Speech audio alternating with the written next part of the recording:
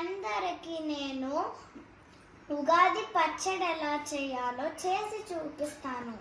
మీ అందరికీ ఉగాది శుభాకాంక్షలు. ఈరోజు నేను ఉగాది పచ్చడి ఎలా చేయాలో చేసి చూపిస్తాను మీ అందరికీ. ఫస్ట్ ఏమో మనము చింతపండు నీళ్ళు వేయాలి. ఓకే. దాని తర్వాత ఏమో మనము ఈ మామిడి పండుని కోసి పెట్టుకున్న ఈ మామిడికాయని కోసి పెట్టుకున్న ముక్కలు వేయాలి.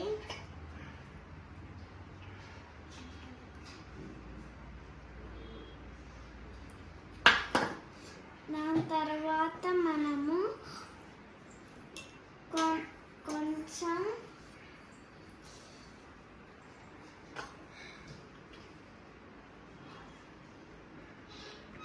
వేప పువ్వులు వేయాలి.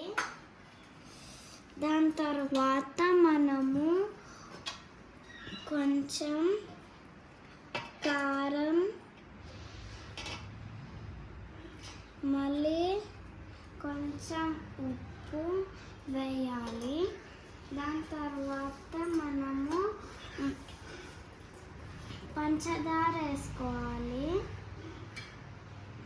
దాని తర్వాత టేస్ట్ కోసం మీకు కొంచెం పుట్నాల పప్పు వేయాలి. దాని తర్వాత మనం స్పూన్ తోటి కలపాలి. అప్పుడు మన ఉగాది పచ్చడి అయిపోయింది. ఇప్పుడు మన ఉగాది పచ్చడి అయిపోయింది.